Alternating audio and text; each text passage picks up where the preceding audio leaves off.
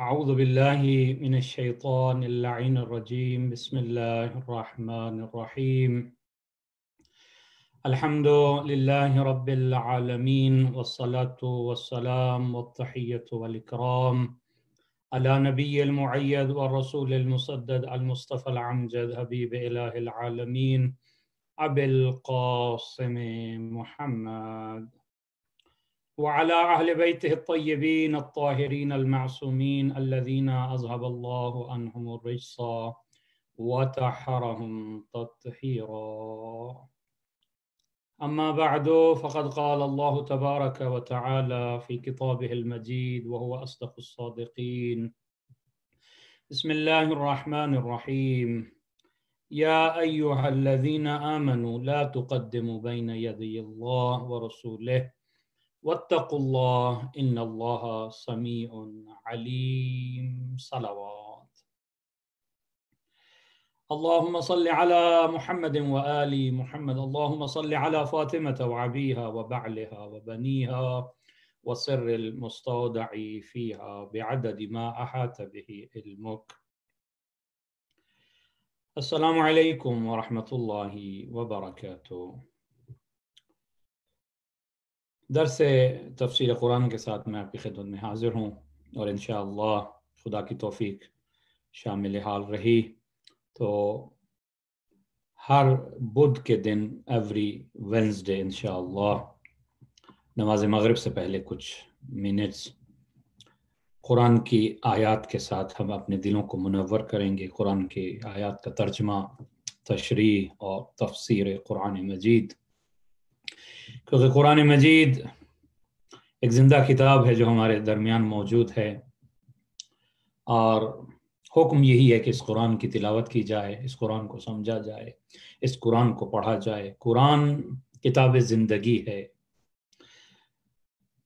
ہماری زندگیاں سنور سکتی ہیں، منور ہو سکتی ہیں اس نور قرآن کے ذریعے سے۔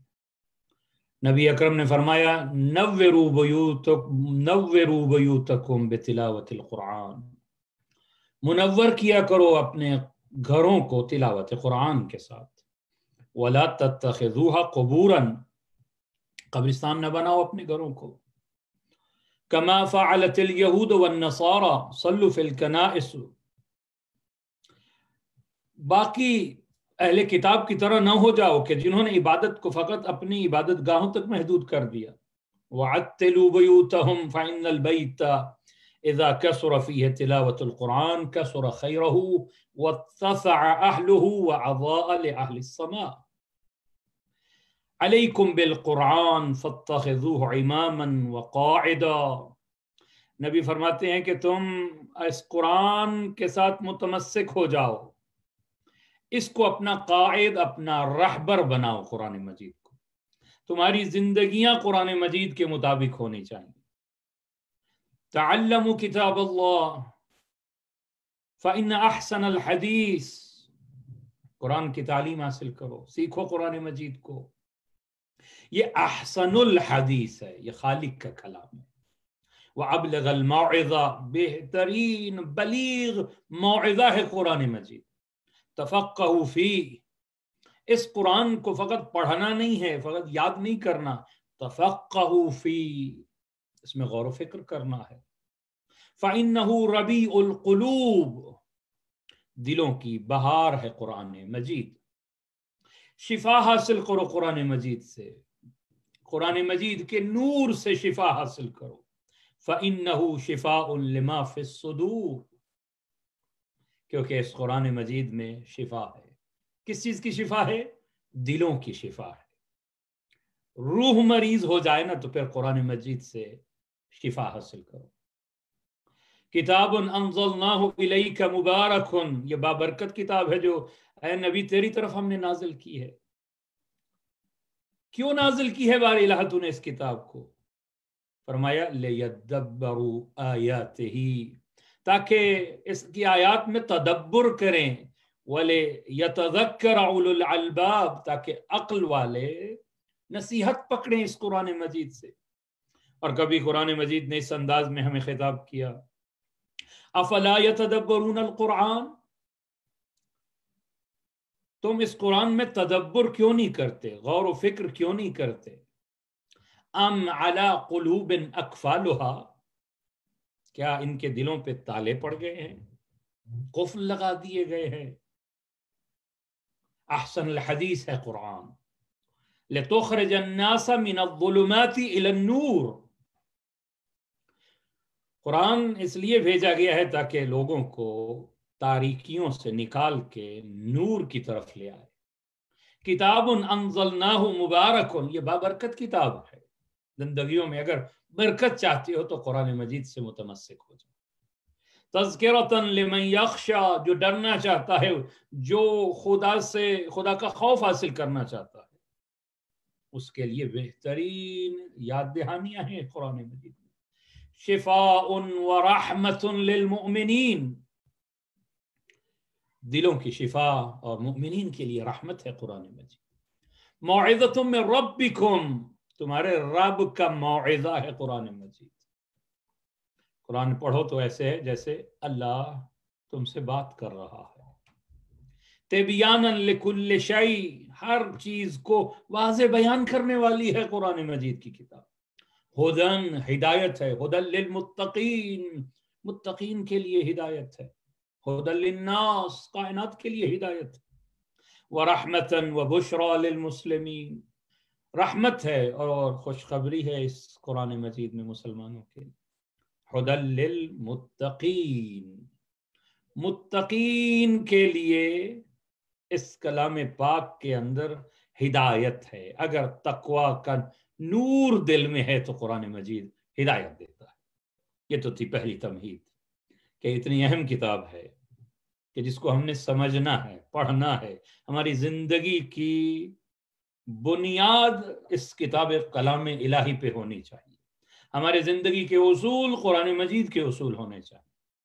جیسے قرآن چاہتا ہے ہماری زندگی قرآنی زندگی ہونی چاہیے، ہماری تفکر قرآنی تفکر ہونا چاہیے، ہماری سوسائٹی، ہمارا معاشرہ ایک قرآنی معاشرہ ہونا چاہیے، ہمارے تعلقات قرآنی تعلقات ہونے چاہیے، ہمارا ایمان وہ ہونا چاہیے جو قرآن جس کا تقاضا کر رہا ہے، ہمارا کریکٹر، ہمارا کردار، ہمارا کلچر قرآنی کلچر ہونا چاہیے۔ ہمیں غور کرنا چاہیے، فکر کرنا چاہیے، کیا ہمارا کردار اور کریکٹر یہ قرآن کے طرز فکر کے مطابق ہے یا نہیں ہے؟ انشاءاللہ کوشش یہی ہوگی تاکہ میرے اپنے لیے اور آپ سب کے لیے یہ باعث ہدایت ہو۔ یہ جو ہم ہر بدھ کو انشاءاللہ کچھ منٹ اس کلام خدا کو دیں گے۔ یوں تو بہت ساری تفاسیر موجود ہیں اور ہونی چاہیے، مومنین کے گھروں میں تفاسیر بھی ہونی چاہیے، وہ خود بھی پڑھیں اس قرآن مجید کی تفاسیر کو، ترجمہ قرآن مجید کا جو زبان آپ سمجھتے ہیں، انگلش سمجھتے ہیں تو انگلش کی ٹرانسلیشن آپ کے گھر میں ہونی چاہیے۔ اس لیے کہ فقط ساری زندگی اگر عربی ہی پڑھتے رہے تو ثواب تو مل گیا آپ کو، ثواب کی خاطر پڑھائے، مگر کتاب یہ ثواب نہیں ہے، کتاب ہدایت ہے۔ یہ فقط ہم نے مردوں کی بخشش کے لیے کتاب کو رکھ دیا ہے کہ صرف یہ ایصال ثواب کے لیے پڑھا جائے، کوئی فوت ہو گیا تو پڑھا جائے، نہیں، بلکہ ہر مومن کو چاہیے، ہر مومنہ کو چاہیے کہ اس قرآن کو کھولے، اس کا ترجمہ پڑھے، ایک صفحہ پڑھ لیں ہر روز، اس لیے کہ یہ مظلوم کتاب ہے۔ نبی اکرم بھی شکایت کریں گے کہ اس کتاب کو مہجور کر دیا گیا ہے، چھوڑ دیا گیا ہے اس کتاب کو، اور نبی بھی ہمارے پاس دو چیزیں چھوڑ کے گئے، اللہ کی کتاب اور اپنی اہل بیت۔ کہا کہ ان دونوں سے تمسک کرنا ہے، ان دونوں میں جدائی نہیں ہے، ایسا نہیں ہے کہ ایک کا رستہ جدا ہے دوسرے کا رستہ جدا ہے، نہیں۔ اور جب جدائی نہیں ہے قرآن و اہل بیت میں، جہاں قرآن ہوگا وہاں اہل بیت ہوں گے، اور جہاں اہل بیت ہوں گے وہاں قرآن ہوگا۔ اس کا مطلب یہی ہے کہ اگر ایک چیز ہے اور دوسری نہیں ہے، اس کا مطلب ہے کہ وہ پہلی چیز ہی بھی موجود نہیں ہے۔ ہمارے ہاں بہت ساری تفاسیر موجود ہیں، اور تفسیر کا مطلب یہ ہے نقاب الٹنا، لغوی جو تفسیر کی لغت میں معنی ہے چہرے سے نقاب الٹنا۔ قرآن تو نور کلام مبین ہے، مخلوقات کی ہدایت کے لیے بڑی واضح گفتگو ہے قرآن مجید میں۔ قرآن پہ نقاب نہیں پڑا ہوا، بلکہ ہمارے دلوں پہ جو، ہماری عقل و ہوش پہ جو نگاہ اور پردہ پڑا ہوا ہے، اس کو ہٹانے کا نام تفسیر ہے، تاکہ ہم مفاہیم قرآن کو سمجھ سکیں، اپنے روح میں ادراک کر سکیں اس کلام مجید کو۔ اور قرآن مجید کے کئی چہرے ہیں، یاد رکھیے گا، یعنی ایک ظاہر ہے قرآن مجید کا، مگر فقط یہ ظاہر نہیں ہے، اس ظاہر کے پیچھے کئی باطن ہیں، اور پھر اس باطن کے پیچھے پھر کوئی ایک اور باطن ہے۔ 72 بطون ہے قرآن مجید کے، مگر ہر کسی کے لیے نہیں ہے۔ پہلا چہرہ یہ ہے جو سب کے سامنے ظواہر قرآن ہے، لیکن اگر اس میں غور و فکر کرو گے، جو پیاسے ہیں، جو متلاشی ہوتے ہیں، جو علم کے طلبگار ہوتے ہیں، پھر اللہ ان کے ظرف کے مطابق، ان کے خلوص کے مطابق قرآن مجید کے وہ بطون کھولتا چلا جاتا ہے۔ ہر شخص ان بطون میں تجلی نہیں کر سکتا، ہر شخص کی طاقت ہی نہیں ہے کہ ان بطون تک جا سکے۔ یا صاحب قرآن یا اہل الذکر بتائیں گے کہ وہ بطون قرآن کیا ہے، اہل بیت بتائیں گے کہ جو ثقل ہیں، ان کے ساتھ ہیں، قرآن کے ساتھ ہیں، یا جن کے ساتھ قرآن ہے، جو قرآن کے ساتھ ہیں، وہ تفسیر قرآن کریں گے۔ ہمارے پاس جو طریقہ ہے تفسیر قرآن کا، القرآن یفسر بعضہ بعضا، قرآن کی تفسیر کرے۔ ایک آیت ہدی للناس، مگر اس کی پھر تفسیر ہوئی ہدی للمتقین، عام کے بعد پھر اس کو خاص کیا گیا۔ قرآن کی تفسیر کرنا ہے، یا پھر اہل بیت رسول اللہ کی احادیث کے ذریعے سے، اہل بیت کے کلام کے ذریعے سے قرآن کی تفسیر بے رائے نہیں کی جاتی ہمارے ہاں، یعنی کوئی اپنی مرضی سے نہ بتائے کہ اس کا مطلب یہ نکل رہا ہے قرآن مجید، نہیں۔ سینکڑوں کتابیں لکھی جا چکی ہیں ہر دور کے اندر اس قرآن مجید کی تفاسیر، مختلف زبانوں میں، مختلف طرز و طریقوں کے ساتھ۔ بعض نے ادبی پہلوں سے قرآن مجید کو دیکھا ہے، یعنی ان کی تفسیر کا انداز ادبی پہلو ہے۔ بعض نے فلسفی پہلوؤں سے تفسیر قرآن مجید کی ہے، بعض نے اخلاقیات کے پہلو کو دیکھتے ہوئے قرآن مجید کی تفسیر کی ہے، بعض نے احادیث کو بنیاد بنا کے تفسیر کی ہے، بعض نے منطق و فلسفہ کو بنیاد بنا کے قرآن کی تفسیر کی ہے، بعض نے سائنس کو بنیاد بنا کے قرآن کی تفسیر کی ہے۔ تو بے شمار تفاسیر موجود ہیں، اور ہمارے مذہب تشیع میں بہت ساری تفاسیر لکھی گئی اس قرآن مجید کی۔ عربی کے اندر جو پہلی تفسیر لکھی گئی، جو پہلی مقدمے لکھی گئی ہے، تفسیر فرات کوفی ہے، اور اسی طرح ایک تفسیر ہے منسوب امام حسن عسکری کے ساتھ، تفسیر عیاشی ہے، تفسیر قمی ہے، تفسیر طبیان ہے، تفسیر مجمع البیان ہے، تفسیر جوامع الجامع ہے، تفسیر البرحان ہے، تفسیر صافی ہے، اسی طرح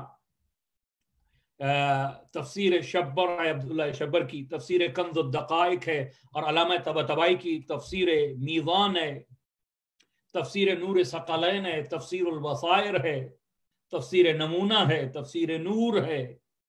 یہ عربی زبان کے اندر جو تفاسیر لکھی گئی، اور فارسی زبان میں تفاسیر لکھی گئی ہیں، تفسیر تسنیم ہے آیت اللہ جوادی عاملی، تفسیر رہنما، تفسیر روشن، تفسیر ضیاء، تفسیر نور، تفسیر کوثر اور تفسیر نمونہ، یہ فارسی زبان میں لکھی گئی۔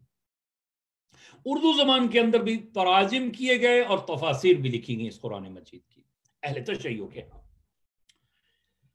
سب سے جو مشہور ہوا پہلے وہ مقدمہ قرآن، تفسیر قرآن، مولانا مقبول احمد صاحب، اسی طرح مولانا فرمان علی صاحب کی ترجمہ و تفسیر مختصر، اسی طرح مولانا ادیب اعظم ظفر حسن امروہی، تفسیر عمدۃ البیان، تفسیر انوار النجف علامہ حسین بختیارا مرحوم، اسی طرح مولانا امداد حسین کاظمی کی ترجمہ و تفسیر، اسی طرح علامہ ذیشان حیدر جوادی کی ترجمہ و تفسیر، اسی طرح قبلہ علامہ شیخ محسن علی نجفی ان کی ترجمہ و تفسیر، اسی طرح اور بھی اردو زبان کے اندر اہل تشیع کے ہاں بہت سارا قرآن مجید پہ کام کیا گیا ہے۔ اور اصل جو موضوع ہے، یہ تو مقدمتاً میں نے 2 تمہیدیں آپ کے سامنے پیش کی ہیں کہ قرآن مجید زندگی کی کتاب ہے، ہمیں اس کو پڑھنا ہے، اس کو سمجھنا ہے، اور ہمارے ہاں مختصر ہر دور کے اندر تفاسیر لکھی گئی اور ہر دور میں لکھی جاتی رہیں گی اس قرآن میں. بعض موضوعی تفسیریں لکھی گئی ہیں موضوعات کے اوپر، اور بعض مکمل قرآن کی تفسیریں لکھی گئی ہیں. مختلف پہلوؤں پہ قرآن مجید پہ کام ہوا. ہمارا جو اسلوب ہوگا انشاءاللہ وہ نہ فلسفی ہوگا، نہ منطقی ہوگا کوئی بہت گہرا، نہ ادبی حوالے سے کہ نہ وہ گرامر میں ہم بحث کریں گے، نہ ہی ہم اس کو ثقیل بنائیں گے. عوام کے انداز میں بالکل سادہ الفاظ کے ذریعے سے، تاکہ وہ بات ہر کسی تک پہنچ جائے. پیغام قرآن کیا ہے؟ جب بھی آپ بھی قرآن مجید پڑھیں تو آپ اس آیات کے اندر غور کریں کہ یہ آیت مجھ سے کیا تقاضا کر رہی ہے، حال میں اب مجھ سے یہ کیا تقاضا کر رہی ہے قرآن مجید کیا ہے. تو ہم بھی قرآن مجید انشاءاللہ یہ جو سلسلہ شروع کیا ہے، خدا کی توفیق شامل حال رہی تو انشاءاللہ ہر وینسڈے کو، اور اگر آپ کو یہ سلسلہ پسند آیا تو شاید ہفتے میں 2 مرتبہ اس کو کر دیا جائے، لیکن کم از کم ہر بدھ کو نماز مغربین سے پہلے ہم کوشش کریں گے 1 یا 2 آیات، زیادہ نہیں، کیونکہ جب زیادہ مطالب ہو جائیں گے تو شاید اصل مطلب انسان کے ذہن سے ہٹ جائے. 1 یا 2 آیت کا ہم ترجمہ، اس کی تفسیر، اس کا پیغام کہ وہ ہم سے آیت کیا تقاضا کر رہی ہے.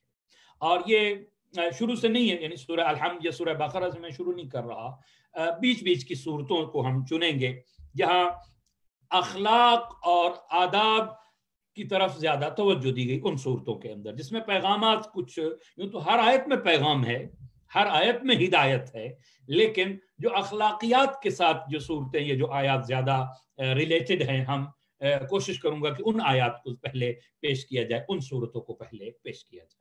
آج جو ہم ابتدا کر رہے ہیں انشاءاللہ بتوفیق خدا، اگر ہمارے شامل حال رہی تو ہم اس صورت کو انشاءاللہ فنش کریں گے ایک آدھ مہینے میں، یعنی 5 یا 6 درسوں کے اندر اس صورت کو ہم کوشش کریں گے کہ مکمل کریں.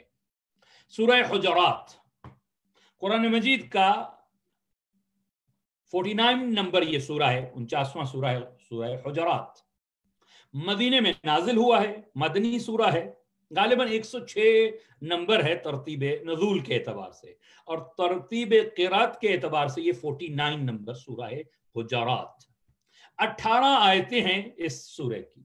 اور یاد رکھیے یہ جب 18 میں نے کہا ہے تو یہ سوال اکثر لوگوں کے ذہن میں آتا ہے کہ آپ کا عقیدہ نظریہ یہ ہے کہ بسم اللہ الرحمن الرحیم سورت کا جز ہے، حصہ ہے، تو پھر اس کو 19 ہونا چاہیے، 18 نہیں ہونا چاہیے. جس طرح سورہ حمد میں 7 آیتیں نہیں پھر 8 ہونی چاہیے. اور آپ کا یہ نظریہ ہے کہ یہ بسم اللہ الرحمن الرحیم یہ جزء سورہ ہے، علیحدہ نہیں ہے. اس کا جواب یہی ہے کہ ہاں یہ اس کا حصہ ہے، جو بھی پہلی آیت ہوتی ہے اس کا یہ حصہ ہوتی ہے بسم اللہ الرحمن الرحیم. تو 18 آیات ہیں اس سورہ کی، سورہ حجرات. بعض صورتوں کے اور نام بھی قرآن مجید میں آئے ہیں، احادیث کے اندر آئے ہیں. یعنی ایک سورہ کا ظاہری نام جیسے سورہ انسان ہے اور اس کو سورہ دہر بھی کہا گیا، اسی طرح اور سورے بھی ہیں جن کے 2 یا 3 نام ہیں، احادیث کے اندر تذکرہ ہوا ہے، یا علماء مفسرین قرآن نے ان کا ذکر کیا ہے. سورہ حجرات کو سورہ اخلاق یا سورہ آداب سے بھی ذکر کیا ہے مفسرین نے. حجرات یہ جمع ہے حجرہ کی. حجرہ کہتے ہیں ایک چھوٹے سے کمرے کو، حجرہ یعنی جو انتہائی سادہ مٹی سے، کھجور کی لکڑی اور شاخوں سے بنے ہوتے ہیں، اسے حجرہ کہتا ہے. اس کی جمع حجرات ہے، کیونکہ اس سورے میں رسول اللہ صلی اللہ علیہ وآلہ وسلم کے حجرات کا ذکر ہوا ہے، لہذا اس سورے کو سورہ حجرات کہا گیا ہے. قرآن مجید کی اور بھی بہت ساری صورتیں جن کے نام ان کے اندر کچھ ایسے واقعات ہیں کہ یا ایسا لفظ استعمال ہوئے ہیں جیسے البقرہ، گائے کا تذکرہ ہے تو البقرہ ہے، تو اسی لیے یہاں حجرات اس سورہ کا نام ہے. مدینے میں نازل ہوئی ہے اور 18 آیات ہے. قرآن مجید کی 3 صورتیں ایسی ہیں کہ سورہ مائدہ، سورہ حجرات، سورہ ممتحنہ، کہ جس میں اجتماعی مسائل، حکومتی مسائل کا ذکر بہت زیادہ ہوا ہے. माइदा, हुजरात, मुमतहिना। और इन तीनों सूरतों का आगाज हो रहा है या अय्युहल्लज़ीना आमनू के जुमले से होता है। 3 सूरतें ऐसे कुरान मजीद की कि जिनका आगाज हो रहा है ऐ साहिबान ईमान। और इस सूरह माइदा में या अय्युहल्लज़ीना आमनू के जुमले की तकरार एक सही इस्लामी मुआशरे की आईनादार है। इस सूरह में बहुत सारे अखलाकी मसाइल की तरफ मुतवज्जे किया गया है। नंबर 1, यानी पैगामात इस सूरह के खुलासा में अर्ज कर दूं और फिर सूरह की पहली आयत की इंशाअल्लाह तफसीर अर्ज करूंगा। इस सूरह में रसूलुल्लाह सल्लल्लाहु अलैहि वसल्लम यानी सूरह हुजरात में फरमाया जा रहा है कि रसूल से सबकत और पेशकदमी न करो, अल्लाह और अल्लाह के रसूल से आगे न बढ़ो। इनसे गुफ्तगू करने का सलीका क्या होना चाहिए? बेअदबी न करो रसूल से, बल्कि सरजनिश की गई उन लोगों की जो रसूल से, रसूल की मौजूदगी में बेअदबी कर रहे हैं, ऊंची आवाज से बात कर। तमस्खुर, बुरे नाम रखना, सूए ज़न, तजस्सुस, गीबत जैसी बुराइयां जो इस्लाम के मुआशरे के लिए हराम है, नासूर है मुआशरे के लिए, इस सूरे में रोका गया है इन बुराइयों से। और इसके मुकाबले में अखुवत, बरादरी, सुलह, आश्ती, जुल्म के खिलाफ इत्तेहाद, अदल व इंसाफ, मशकूक अफराद से मिलने वाली खबर की तहकीक, फजीलत व बरतरी के मेयार का तयन किया गया है इस सूरा में। इसी तरह इस्लामी मुआशरे में मुसलमानों से मुमिनों के दराजात मुशख्खस करने का मेयार क्या है? तकवा और परहेजगारी को करार दिया गया है। मुसलमानों और मुमिनों में जो दराजात हैं वो तकवा और परहेजगारी है। ईमान से मोहब्बत और कुफ्र, फिस्क व फजूर से नफरत और बेदारी का ऐलान करते हुए अदल और इंसाफ को इस्लामी मुआशरे का महवर करार दिया गया है। इस सूरे का ये पैगाम। इस सूरे में इस्लामी मुआशरे को अल्लाह का एहसान करार दिया गया है और इसी सूरे में इस बात की तरफ इशारा किया गया है कि इस्लामी मुआशरे के तमाम अफराद के लिए ज़रूरी है कि वो रसूलुल्लाह सल्लल्लाहु अलैहि वआलिहि वसल्लम की इत्तिबा करें। हरगिज़ इस बात की तवक्को न रखें कि रसूल उनकी इत्तिबा करे, नहीं, हर मोमिन को चाहिए कि वो रसूल की इत्तिबा करे। और इस सूरे की पहली आयत, या अय्युहल्लज़ीना आमनू, ऐ साहिबान ईमान, ऐ ईमान वालो, ला तुक़द्दिमू बैन यदी अल्लाह व रसूलिही वत्तक़ुल्लाह इन्नल्लाह समीउन अलीम। ऐ ईमान वालो, अल्लाह और उसके रसूल से आगे न बढ़ो और अल्लाह से डरो। वत्तक़ुल्लाह इन्नल्लाह समीउन अलीम, अल्लाह बेशक सुनने वाला भी है, बहुत ज्यादा, और जानने वाला भी है। यह है आयत का मुख्तसर तर्जमा। ऐ साहिबान ईमान, ला तुक़द्दिमू, आगे न बढ़ो, बैन यदी अल्लाह व रसूलिह, अल्लाह के रसूल से आगे, अल्लाह और उसके रसूल के से आगे न बढ़ो, और डरो अल्लाह से। इन्नल्लाह समीउन अलीम। अब आइए इसी के अंदर जो नुकात हैं वो मैं जल्दी से अर्ज कर दूं ताकि अब नमाज से पहले पहले इस दर्स को खत्म करें। पैगाम यही है कि तुम्हें रसूल की इत्तिबा करनी है। दीन नाम यह है कि रसूल और अल्लाह की बात को माना जाए, मर्जी न की जाए, न उनसे आगे बढ़ दिया जाए इंसान, न पीछे रह जाए, बल्कि पैरवी करे रसूलुल्लाह की। यह है इस्लाम। और जल्दबाजी में इंसान बहुत सारी गलतियों में गिरफ्तार हो जाता है, या बाज़ दफा ख्वाहिशात की पैरवी की वजह से इंसान खताओं और लग़ज़शों में गिर जाता है, या अपनी नाक़िस अंदाजा गिरी कर लेता है, अपने आप को बेहतर समझना, फैसलों में जज्बात जब ले आता है, जल्दबाजी करता है, तो वो खुदा और रसूल की बयान करदा हुदूद से तजावुज करना लग जाता है। जैसा कि एक गिरोह को इबादत गुजारी के ख्याल में, या उसूल और इनकलाबी होने के हवाले से, या अपने आप को नेक ज्यादा समझते, यानी रसूल और खुदा की हदों से भी जो आगे बढ़ जाते हैं। मैं मिसालें अर्ज करूंगा, तारीख इस्लाम में इसकी मिसालें मौजूद हैं। اللہ نے منع کر دیا اے ایمان والو اللہ اور اس کے رسول سے آگے نہ بڑھو۔ اسی آیت میں اس بات کی طرف اشارہ ہے کہ انسان کو فرشتہ صفت ہونا چاہیے۔ فرشتوں کی صفت کیا ہے کہ وہ اللہ کے قول سے سبقت نہیں لے جاتے، لا یسبقونہ بالقول وہم بامرہ یعملون، خدا کے امر کے مطابق عمل کرتے ہیں، نہ کم کرتے ہیں نہ زیادہ کرتے ہیں۔ یہی بات انسانوں سے کی جا رہی ہے، ایمان والوں سے کی جا رہی ہے، چاہے عقیدے میں، چاہے علم میں، سیاست ہو، مالیات ہو، گفتار ہو، کردار ہو۔ تمہیں اللہ اور اللہ کے رسول کی بات کو ماننا ہے، اس سے آگے نہیں بڑھنا اور نہ پیچھے رہ جانا، تخلف بھی نہیں کرنا، تجاوز بھی نہیں کرنا۔ یہ ہے واضح اس آیت کا پیغام۔ اب آئیے کچھ واقعات ہوئے ہیں ایسے تاریخ اسلام کے اندر، مفسرین نے لکھا ہے، محدثین نے لکھا ہے، کس طرح لوگ آگے بڑھنے کی کوشش کیا کرتے تھے۔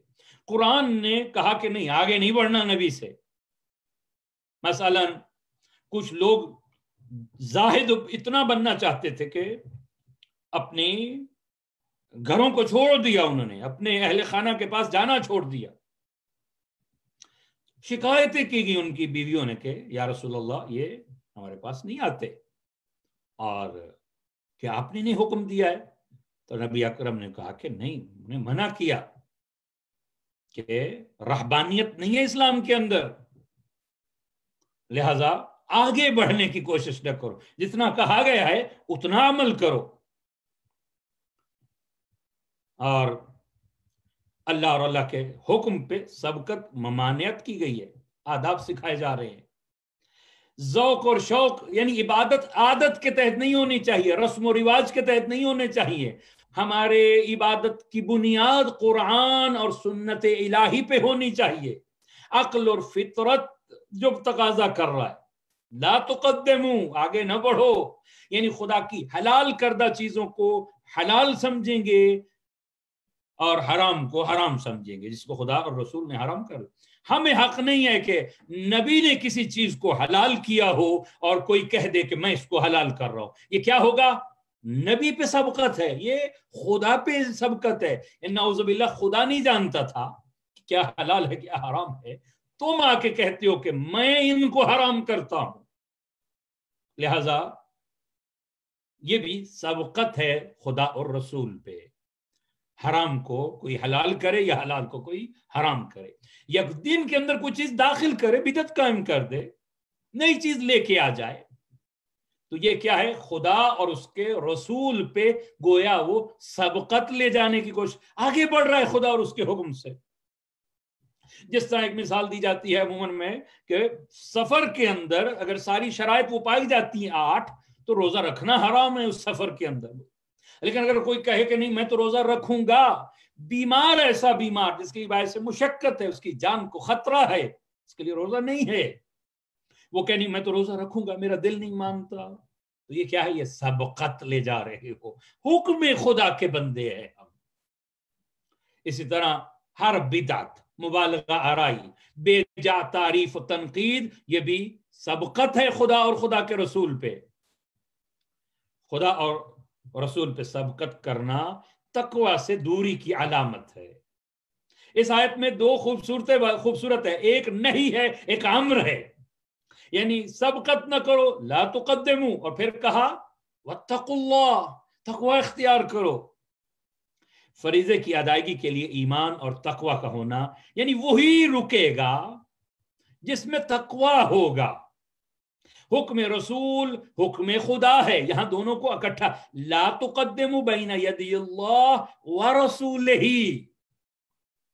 حکم رسول یعنی جو خدا اپنے بارے میں کہہ رہا ہے کہ مجھ سے آگے نہ بڑھو، وہی اپنے رسول کے بارے میں کہہ رہا ہے، یعنی میرا حکم میرے رسول کا حکم ہے، لا تقدموا بین یدی اللہ۔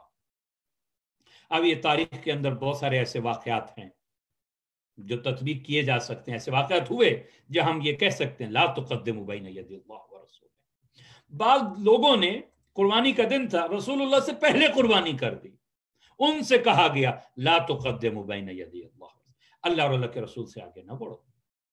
اسی طرح بعض لوگوں نے ماہ مبارک رمضان کا پہلا روزہ ثابت ہونے سے پہلے ہی روزہ رکھ لیا رمضان کی نیت سے. ان کو کہا گیا لا تقدموا، آگے نہ بڑھو اللہ اور اللہ کے رسول سے. اور واقعات ہیں، ایک گروہ کے پاس مبلغین بھیجے گئے اور انہوں نے کچھ مبلغین کو قتل کر دیا، 3 ان میں سے زندہ بچے، واپس آ رہے تھے، کسی اور کافر قبیلے کے 2 بندے انہیں نظر آئے، انہوں نے ان کو قتل کر دیا اپنے دوستوں کا انتقام لینے کے لیے. تو انہوں نے اپنی مرضی منمانی کی. نبی نے نہیں کہا تھا ان دونوں کو قتل کرو، یہ تو بے گناہ تھے، کافر تھے مگر بے گناہ تھے. حکم کیا آیا؟ لا تقدموا بین یدی اللہ ورسولہ. اسی طرح ایک شخص آ کے کہتا ہے امام کے پاس مجھے دعا تعلیم کیجئے کہ میں دین پہ ثابت قدم رہ جاؤں، بلکہ امام نے فرمایا کہ یہ دعائے غریق پڑھے گا وہ ایمان پہ باقی رہے گا. امام نے تعلیم کیا دی؟ یا مقلب القلوب. اب اس نے کیا پڑھا؟ یا مقلب القلوب والابصار. اچھا لفظ ہے، ابصار ساتھ ایڈ کر دیا. امام نے فرمایا میں نے کلمہ ابصار نہیں کہا. قرآن مجید کیا فرماتا ہے؟ لا تقدموا بین یدی اللہ ورسولہ. امام اور رسول سے آگے نہ بڑھو، جتنا کہا گیا ہے اتنا کرو. عشق میں، محبت میں جی چاہتا ہے جی میں یہ کر لوں، نہیں، عبادت میں، نماز میں تشہد اتنا ہی پڑھنا ہے جتنا آپ کو حکم دیا گیا ہے. آپ نبی اور رسول سے آگے نہ بڑھو. اسی طرح بعد میں جس کے پاس حکومت آئی اس نے کہا کہ میں اس چیز کو حرام قرار دے رہا ہوں. 2 چیزیں جو جائز تھی نبی کے زمانے میں، متعتان، میں اس کو حرام قرار دے رہا ہوں. یہ کیا ہے؟ لا تقدموا بین یدی اللہ. آیت قرآن کی واضح مخالفت ہے. 8 ہجری کو فتح مکہ کے لیے جب مدینہ سے نکلے ہیں تو بعض لوگوں نے روزہ رکھ لیا، جبکہ نبی نے روزہ نہیں رکھا، منع کیا. پیغمبر نے اپنا روزہ افطار کر دیا، مگر لوگ کہتے نہیں جی ہم نے روزہ رکھا ہے. کیا ہے؟ لا تقدموا بین یدی اللہ ورسولہ. یہ تو تھا آگے بڑھ جانا. اسی طرح پیچھے رہ جانا بھی جائز نہیں ہے. نہ سبقت لے جانی ہے، نہ حکم کی خلاف ورزی. پیچھے رہ جانا یعنی خلاف ورزی کرنا، عقب نشینی کرنا، رسول کی یا اس کے جانشین برحق کی بات کو نہ ماننا، یہ بھی جائز نہیں ہے. جسے کہ نبی نے اپنی وفات سے پہلے کہا تھا کہ بڑے بڑے صحابیوں کو کہا کہ یہ جو جوان ہے نا اسامہ، اس کے لشکر کے ساتھ لاحق ہو جاؤ. حفاظت دین کی خاطر ایک لشکر تیار کیا، چاہتے تھے کہ مدینے سے یہ لوگ چلے جائیں اسامہ کے ساتھ، مگر لوگ سمجھتے تھے، جانتے تھے کہ بیمار ہے نبی اور بس پیش کر رہے تھے. نبی نے کہا کہ لعنت ہو اس پہ جو اسامہ کے لشکر سے پیچھے ہٹ جائے. اسی طرح نبی قلم و دوات مانگے اور وہ نہ دی جائے، یہ حکم نبی سے پیچھے رہ جانا ہے. جنگ احد میں کچھ لوگوں کو اس درے پہ مقرر کر دیا کہ بھئی چاہے ہم جیتے ہاریں تم نے یہ درہ نہیں چھوڑنا. جیتی ہوئی جنگ ہار گئے، سستی دکھائی، چھوڑ دیا حکم نبی کو مال غنیمت کی جمع کرنے کے لیے. اسی طرح مولا کائنات بار بار ڈرپوک، سنگ دل، سست افراد کی شدید مذمت کرتے ہوئے نظر آتے ہیں. کبھی کہا تم بے جان لاشیں ہو، کبھی کہا کہ تم شکلوں میں مرد ہو، مرد نہیں ہو. کبھی بھی خدا کی حدود کو سے تجاوز نہیں کرنا چاہیے، نہ پیچھے رہ جانا چاہیے. واتقوا اللہ، اور تقوی اختیار کرو. یہ وہی کرے گا جو متقی ہوگا. حکم لا تقدموا، آگے نہ بڑھو، واتقوا اللہ. 2 حکم ہیں اس قرآن، اس آیت کے اندر ایمان والوں کے لیے: اللہ اور اس کے رسول سے آگے نہیں بڑھنا اور تقوی اختیار کرنا ہے. اور اگر تقوی اختیار کیا تو انعامات کیا ملیں گے؟ ہدی للمتقین، قرآن ہدایت کرے گا. واتقوا اللہ ویعلمکم اللہ، اللہ علم عطا کرتا ہے صاحبان تقوی. واتقوا اللہ لعلکم ترحمون، تقوی اختیار کرو تاکہ تم پہ رحم کیا جائے. رحمت الہی کے حصول کا ذریعہ تقوی ہے، اعمال کی قبول ہونے کا وسیلہ تقوی ہے. انما یتقبل اللہ من المتقین. اور اللہ وہاں سے رزق دیتا ہے متقین کو، وَيَرْزُقُهُ مِنْ حَيْثُ لَا يَحْتَسِبُ، یہاں انہیں گمان ہی نہیں ہوتا، وہاں سے اللہ انہیں رزق عطا کرتا۔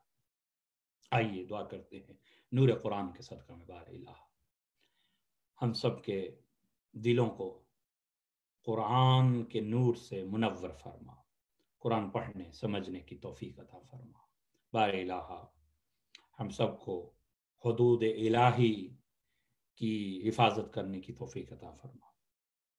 بار الہ ہم سب کو اتباع رسول صلی اللہ علیہ وآلہ وسلم کرنے کی توفیق عطا فرما برحمتک یا ارحم الراحمین۔ اللہم صل علی محمد وآل محمد وعجل فرجهم